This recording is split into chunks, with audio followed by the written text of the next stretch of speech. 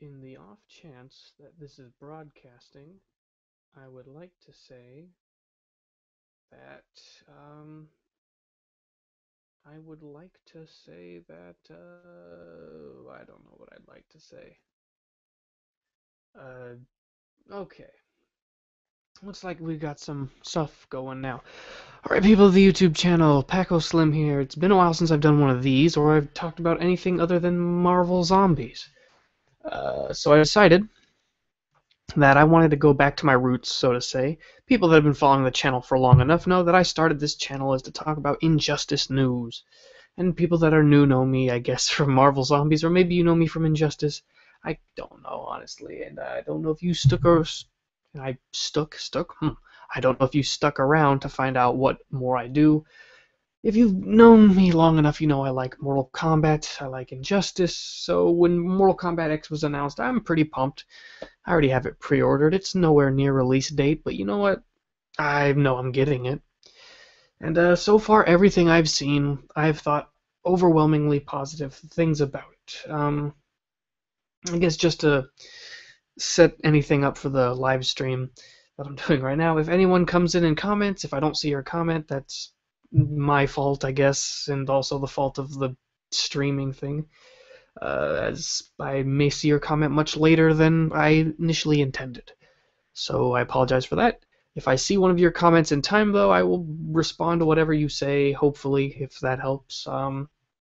And mostly I'm just going to be giving my overall thoughts on the new Mortal Kombat X, and I'll just be rambling on about it, as these live streams of mine tend to be.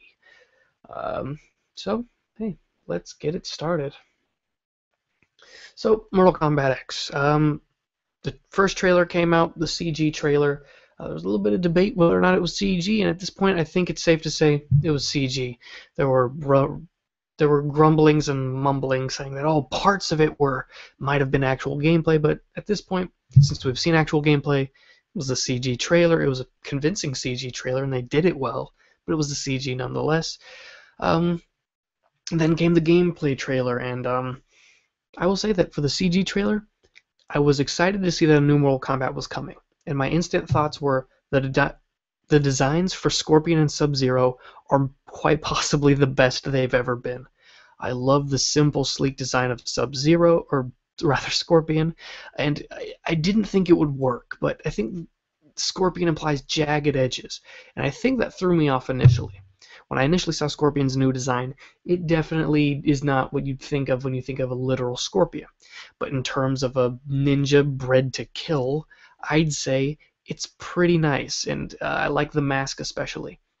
We're talking about Sub-Zero. Sub-Zero's design has not changed much over the years, but I think this has combined the best elements of each to pretty much, I think, the definitive Sub-Zero design. So I liked it. Then the gameplay trailer came out. And what the gameplay trailer did that I really enjoyed um, was it took a lot of risks. I honestly, at the E3 trailer, I figured we're going to see Sub-Zero, we're going to see Scorpion, and we're going to see some basic gameplay. It's going to mirror what we saw in the CG trailer. And they went, at least in my opinion, above and beyond and threw in something I was not personally expecting to see: brand new characters. And I'm not talking about I'm sure you all know at this point. I'm not talking about, oh, brand new characters they've been in previous MKs, but not into the new reboot universe. I'm talking new. Ferrator, which they look very fun. It's a style we've never seen in a Mortal Kombat game. I don't think ever. Two characters as one, and it's rare for other fighting games. I think there's a handful that I can think of that involve more than one character, but I couldn't list any off the top of my head. I'm aware they exist, I just don't know the names or what game. And then we get Devora, a nice, simple, bug-related character that I think shows a lot of potential. It's unique, and she definitely isn't something that we've seen before. Well, to a degree. The idea of using bugs was previously used with Dramen, but it was more of flies swirling around rotting flesh and throwing those, not like a bug queen or bug god or whatever it is that it's referred to. We got a hint at Kotal Khan, or a little sneak peek at Kotal Khan at the gameplay trailer. And Kotal Khan took a little getting used to. And the initial reactions were, "Oh, this looks cool." But the more I see it, the more I think it could look better. I think the more I see it, the less mysterious it is. And Kotal Khan, as a whole, gameplay wise, that's fine. But the design wise, I think is maybe a little lacking. That being said, I think I'm not dissing Kotal Khan at all. I think it's a welcome change and a new character to the Mortal Kombat formula, and I'm all about that. I'm loving that they're doing something different with Mortal Kombat, something that's not been done before. That's cool. It's not very often you see them doing something new with Deadly Alliance onwards. The new characters that were added, at least in my opinion, just felt like recolors and reskins of characters that already existed, and I don't find them all that particularly interesting. With a handful of exceptions here and there. For example, I like Kenshi. I like Kira, I think is another interesting addition. And off the top of my head, I think Onaga was, I think, an interesting character in theory, but I don't know. And really, the rest I don't have that much of an opinion on. Dairo, I think, is kind of interesting as kind of, I don't want to say an evil Shaolin monk, because that's just design-wise, that's what I get, and I'm not familiar with the character enough to have an opinion. But everybody else is just kind of there. I'm not a fan of Cobra. He's blatantly Ken Masters, but in Mortal Kombat. I'm not all that big on Darius because there's just nothing there. It's Blade, I guess, kind of. Meat, Draman, Moloch, Frost is iffy. I kind of go back and forth on Frost. It's weird, and really none of the other characters all that stick out to me much. And I'm saying this as someone whose first Mortal Kombat game I played was Armageddon, and then I went backwards and played the originals and Deadly Alliance and Deception onward. So I was introduced to the newer characters first. So just the newer characters don't leave that much of an impression on me as, say, well, okay, let me rephrase that. The first Mortal Kombat game I ever played was Ultimate Mortal Kombat 3. I remember a neighbor of mine had it. I was young, I don't remember much of it, but I was familiar with Sub-Zero, Scorpion, Liu Kang, Kung Lao. Those characters all looked familiar. I at least had a vague understanding of the characters. And years later, I saw a trailer for Armageddon, and Armageddon is I was like, wow, that looks cool. I get to catch up on Mortal Kombat, and I go through and I recognize all these characters. And there's other ones that are new to me, but it's my first introduction to them. They just didn't leave that much of an impression on me. Unlike, they just didn't feel like they had character. It felt more just their stand-ins. It's weird. It's like filling the roster, and that may be because of Mortal Kombat Armageddon's fight system, in which most characters had felt really similar, and fatalities were removed for create your own fatalities, which sounds awesome, not all that awesome in theory. So I didn't have the experience of getting a fatality out there that felt like every character was unique. Instead, most characters had projectiles, dashes, teleports, so they all kind of just melted together in my mind. So when I think back on it, I don't think back fondly, I guess. And the new MKX characters, Mortal Kombat X characters, looking at them, I get a sense of characters there. With maybe the least of which being Kotal Khan, only because the Aztec theme is just not doing it for me, I guess. But Ferrator, that seems fresh and unique. Devora, that looks fresh and unique, and I think that's awesome for this game. I think I've rambled on about those characters enough, so I'm going to move on. Next thing we have is the announcement of each character is going to have 3 unique fighting styles. Well, that was the original announcement. 3 variations, precisely. I think that is, for any fighting game, that's amazing. I'm big into the fighting game scene, and I like playing Street Fighter, I like playing Marvel, I like playing King of Fighters. I'm not as good as that, but I like Mortal Kombat. But the idea that you could say, well, this Scorpion can't do what that Scorpion can do. I'm going to pick this one because it's a good counter for another character. And Ed Boon said that plenty of times. Just that idea alone, I think, is amazing. And I can't think of a game that's done something like that. I know there is something similar in Ultra Street Fighter 4, where you could pick a version of the character, but that's more things that were patched previously that made a character good, and you can go back to what that was in vanilla. That is different than Super Street Fighter 4. Like maybe Ryu was better just with some inputs, or the delay was off, or maybe there was a couple of frames that were missing, or something like that. That's different than this character has unique moves that another character does not have. I think that's awesome, and the fact that the entire cast is going to be getting 3 of these variations, I think is awesome. So to move on from that,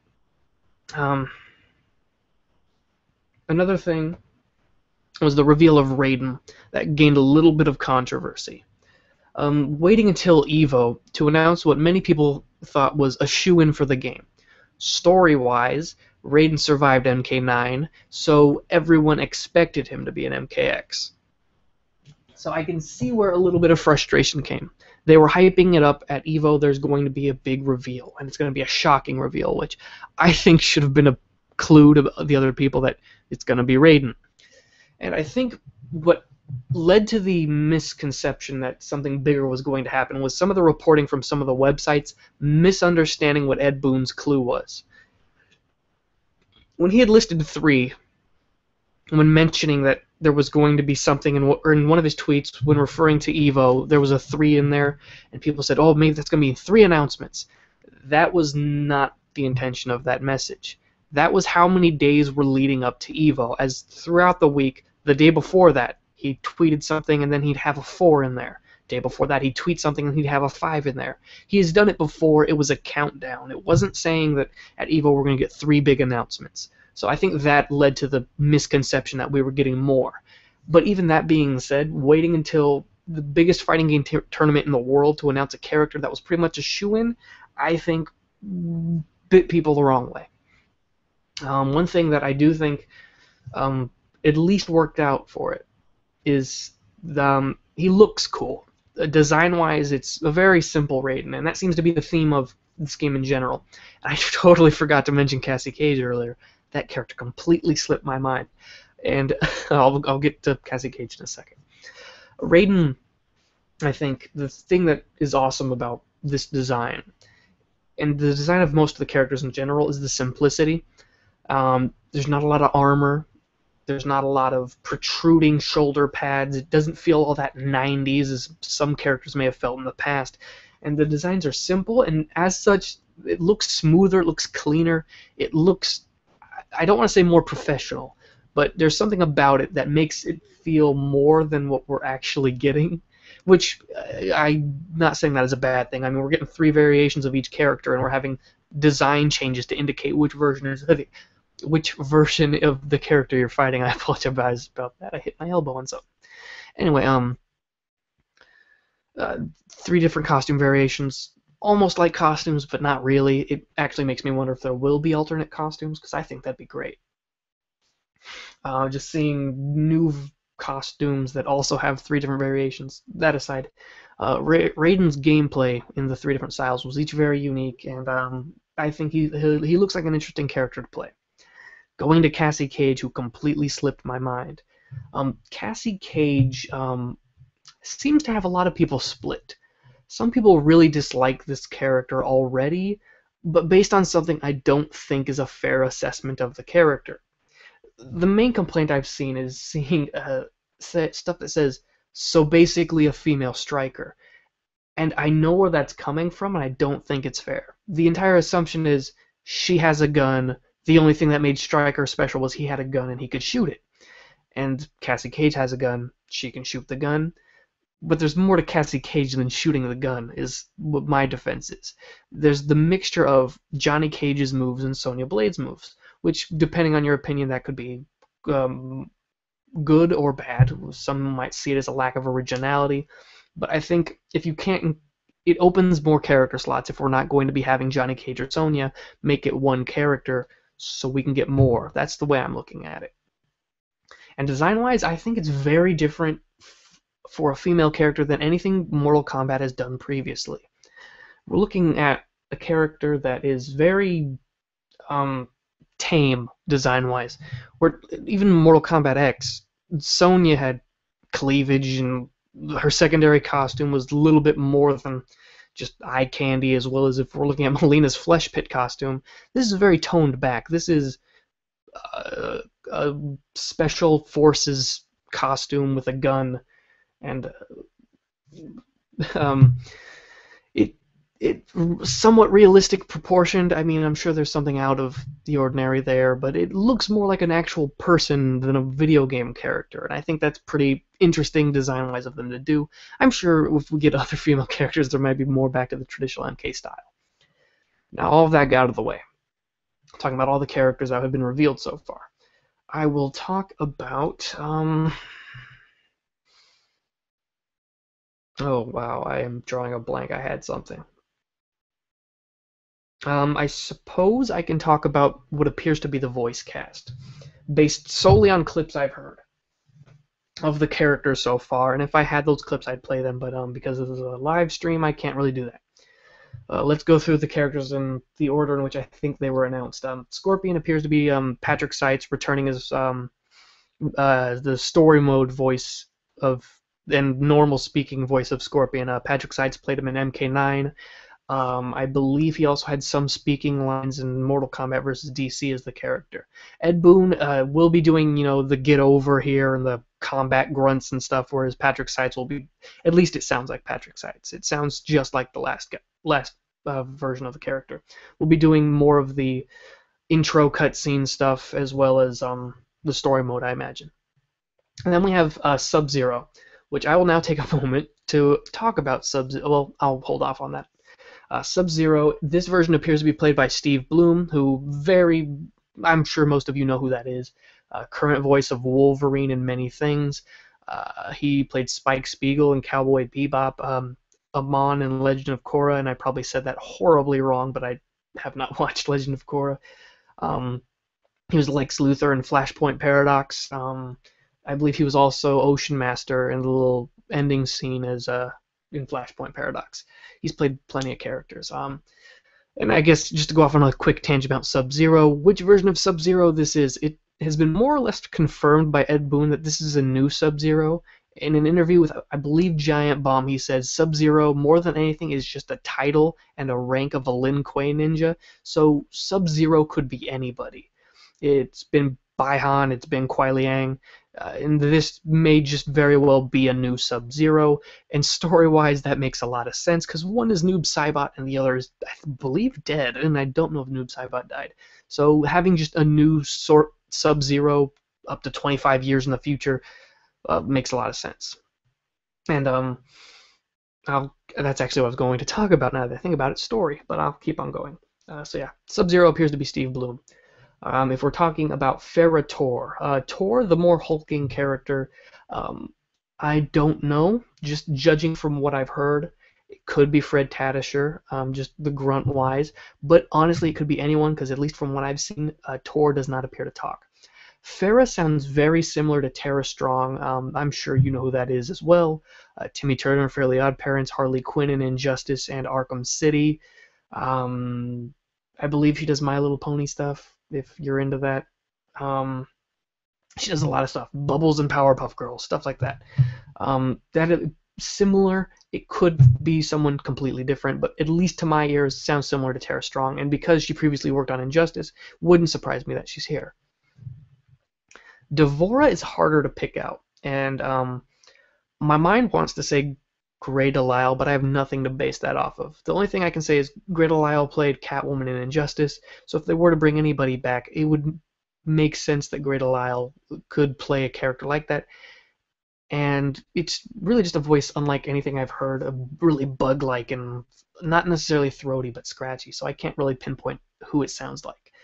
Kotal Khan, in early clips, sounded like Jameson Price.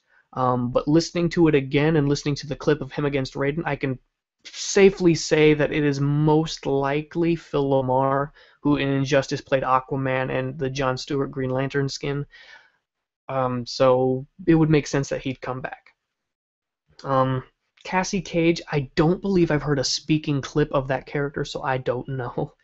Um, and Raiden is Richard Epcar returning from Mortal Kombat 9 as Raiden and Injustice as Joker. And I think that one is safe to say. Let's go story, which um, seems like it's going to be interesting. We're talking about from the events immediately after MK9 to 25 years in the future. That is a lot of story to cover, and there's a lot they could do with that.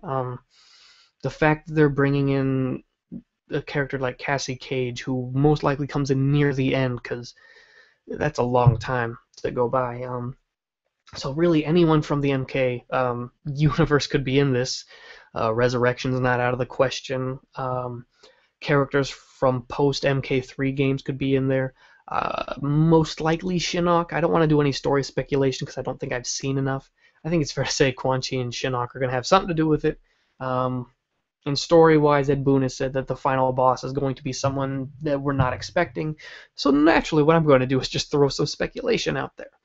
I'm going to say my money is on resurrected, souped-up Liu Kang. Mainly because Liu Kang showed a darker side in MK9 that we're not used to, so if he was to be brought back by, say, Quan Chi or Shinnok and made more noob Saibot-ish and souped up and powerful, he could really be a threat, and I think that'd be a nice twist. I've heard some other people mention some names out there that I think are interesting. I actually don't think Shinnok will be the main villain solely because, or the final boss at least, because Ed Boon said it's someone we're not expecting, and I think everyone's expecting Shinnok because of the reveal at the end of MK9. So that's the only thing that throws me off. Now, if we're talking about characters that can be included in the game, it looks like the Mortal Kombat team, Ed Boon especially, does not seem too fond of the post MK3 characters, with the exception of a select few. He seems to like Kenshi, maybe Quan Chi and Shinnok, I don't know, I'm not going to put words in his mouth. But there's a lot of characters he does not seem to like, and I know for a fact he doesn't like Su Hao or Draman. He's gone on record saying that multiple times. There's a good chance they're not showing up. Su Hao I wouldn't necessarily miss, but I understand Draman has somewhat of a cult following. But with the inclusion of Devora, I don't know how likely that character is going to be now. I've heard Moloch. I believe Ed Boon discredited that. Tremor from Special Forces. Someone sent a picture to Ed Boon saying, "What about this guy?" And he replied with convincing. So I guess Tremor is not out of the question. Tremor seems to have a cult following also. And if you're not aware of the character, you probably didn't play Special Forces, which is, as far as I'm aware, the only game he's been in. He's a ninja who can do earthquakes and stuff. And I know I'm horribly simplifying the character, but as far as I know, that's all I know that the character does. If we're talking about anybody else, anyone from previous DLC I think has a good shot, with the exception of Freddy Krueger.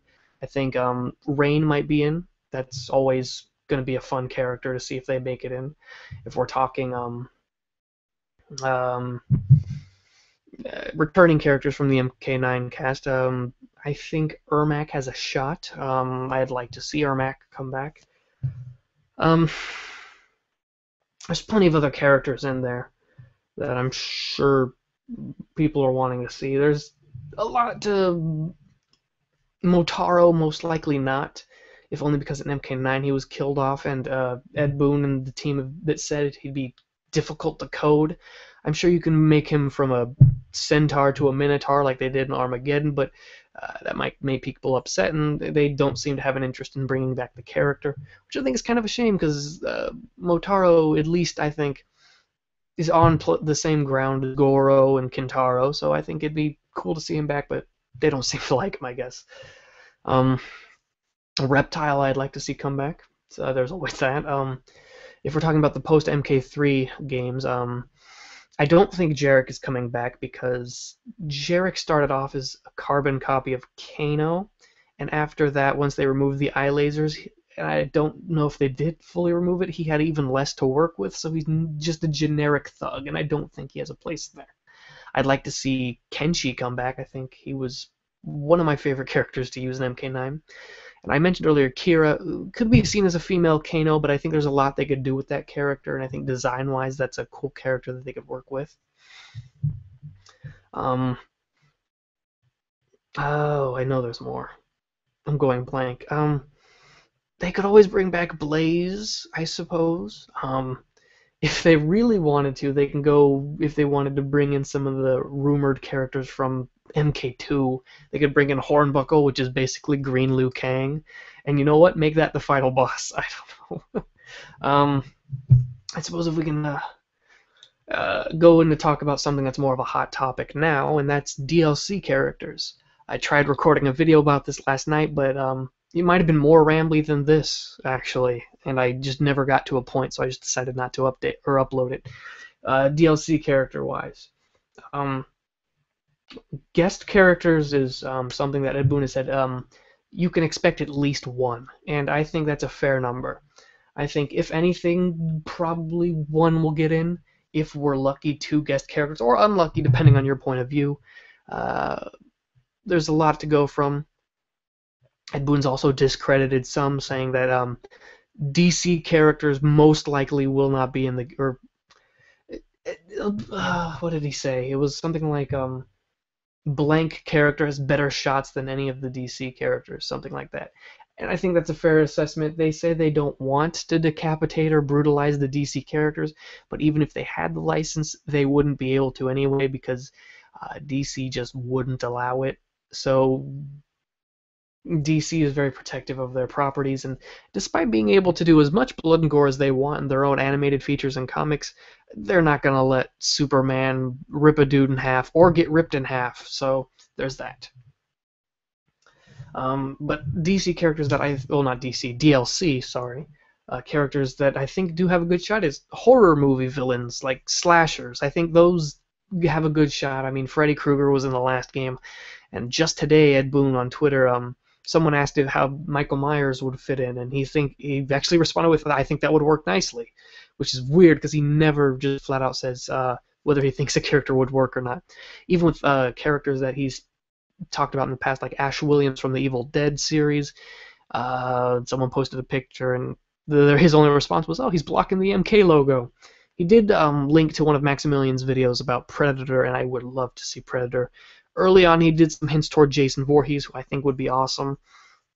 If we're talking about DLC characters from any, or guest characters from anything, some characters that I might like to see, honestly, I think Dante from Devil May Cry, whichever one. I know there's probably some licensing stuff, but if they could get just one, or maybe an alternate costume with you can get DMC and old school Dante, that'd be kind of cool. I think Dante, the rated M game, he could probably fit in with the rest. There might be some licensing stuff that would get in the way, but there's characters that people suggest, like Lara Croft, I don't think would work. Mainly because I think there's too much respect for that character, so I don't think being able to chop the character up. And that being said, the new Tomb Raider death scenes are really gruesome, but Ed Boon has expressed that he has no interest in cutting up Lara Croft either. Guest characters that, if we're talking superheroes, guest characters that might have a shot, I've heard Spawn be thrown around, and honestly, of all superhero characters that have a shot, I think he probably has the best shot. Being not Marvel or DC. I know he's. I don't know if he's an independent company. I know Todd McFarlane owns the rights, so you could use probably Spawn. But yeah, if I were to list a personal wish list of guest characters, I guess from 1 to 5 or something. I guess 5 for me. Spawn, I'd like to. He's not really high up on there, but it could be fun. 4, Michael Myers. I'd like to see a couple other characters more, but you know what? Michael Myers is a cool character. 3, I think Dante, and I've already said Dante, but I think he'd fit in pretty well. Then we're talking number 2 at Jason Voorhees, right up there with Freddy Krueger. He's one of my favorite slashers of all time. But number 1 for me, I'd flip out if I saw Predator in there. And I know other people probably would too. There's always the naysayers who are going to try to quick discredit him, saying, "Oh, he'll play like Cyrax and Sector," but I don't think that's a fair judgment. Aside from the dreads, they don't have all that much in common. Um, I mean, Predator launches spears, has a 3-dot laser cannon on his shoulder, uh, has claws on his arms, actually similar to Fulgore. So I guess people could say that he might be ripping off Fulgore from Killer Instinct, I suppose. But I don't know. I think the character has a lot of potential to work in an MK game. Okay, I've rambled for about a half hour. I don't know if I have any more thoughts. From what I saw, nobody, I think maybe one person joined but left, but that's no big deal. Anyway, you can leave comments after this video and live stream has gone up. Leave your thoughts. I'm curious to hear what you have to say about really anything about Mortal Kombat X. I know I'm excited for it, maybe more than Injustice, because I didn't immediately pre-order Injustice upon announcement. I had to go to PAX and play it first before I was like, oh, I want to play this now. But just looking at Mortal Kombat X and hearing about it with the variations and hopefully having a story on par with MK9, I think would be awesome. Design-wise, it looks awesome. And I'm going to mention something that may have been missed by a lot of people. An early criticism I heard of Mortal Kombat X was that, is it truly next gen, because it's going to be released on PS3 and Xbox 360 also, as well as PS4 and Xbox One. One thing I heard, I believe it was in the Giant Bomb interview, and that's where I think the best information that to come out of any of the Ed Boon interviews has been with the Giant Bomb interview. If you watch no other MKX interview, watch that. It leads a lot in, from going from saying that the character select screen is basically fake. Well, it's a placeholder. And some of the pictures on there are just fake silhouettes they've put up there, and some of them are actual silhouettes. Some they said they were just having fun with. A lot of people immediately looked at the fedora and everything went crazy. But if we're talking about that one in particular, since that one draw the most view, that one might be the fake one. Or who knows? Maybe they just threw in Freddy Krueger's image from the last game just to mess with people's heads. I don't know. But anyway, the Giant Bomb interview. I got a little sidetracked. Something that they mentioned, is it truly next gen? They mentioned that Mortal Kombat X for PS4 and Xbox One would be developed by NetherRealm Studios and all the stuff by the main team, whereas for PS3 and Xbox 360, it'll be worked on a side team simultaneously. So that way, Mortal Kombat X on PS4 and Xbox One will look the best, play at 60 frames per second, 1080p, I assume. I believe that's what they said. And the gore technology would be all be there, which the gore hounds are going to love, which, by the way, the fatalities so far have been pretty awesome. And then PS3 and Xbox 360 might be scaled back a bit. Hopefully including all the same stuff. Maybe not as good looking. Maybe playing a little bit worse. I don't know. I don't want to say that and have it be completely wrong. So yeah, it's interesting. And like I said, if you watch no other interview, watch the Giant Bomb interview, because I think it has the best information you could possibly hear about Mortal Kombat X. So hopefully I've actually been recording, because it just now occurred to me that I never checked if any of this audio actually came out. So far. Okay, it did. So, alright, I've said all I wanted to say about Mortal Kombat X. I'm extremely pumped for it. If you've seen this video at all, either while I'm saying it, if you're not into this kind of stuff, it's fine. I just felt like saying this because it's been a while since I've talked about this, and I've had a lot on my mind that I haven't been able to get out, mainly due to writer's block. I've made about 3 videos on my computer about Mortal Kombat X over the past couple months, but I have just not liked any of them.